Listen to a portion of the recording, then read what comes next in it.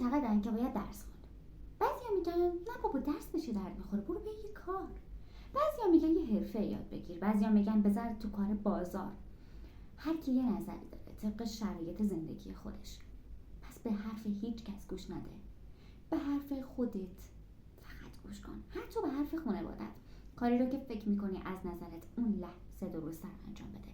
نمیگم با کسی مشورت نکن. مشورت کن. مشورت کن، تصمیم با خودت، زور نمیخواد کسی زنجیر واکنه.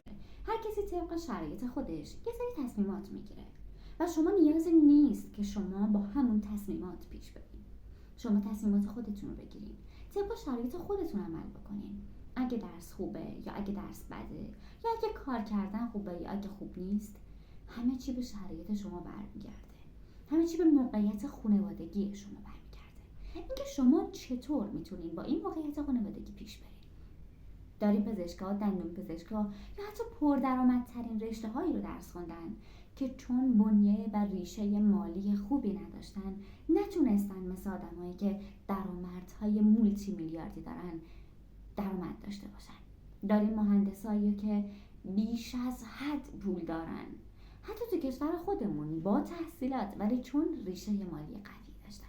داریم مهندس‌ها و نخبه‌های باسوادی را که توی این کشور دارن زندگی میکنن ولی هزینه مهاجرت ندارن، هزینه تولید ندارن، هزینه استفاده از اون تحصیلات و دانش رو ندارن.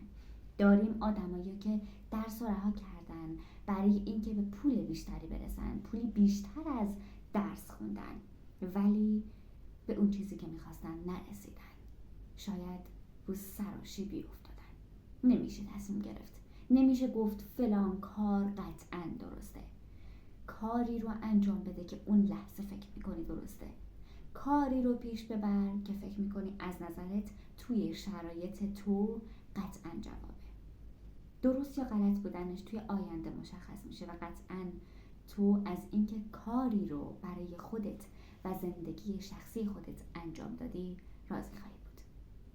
انجام دادن بهتر از حسرت انجام ندادنه. کاری رو که فکر میکنی درسته، همین حالا بدون فکر کردن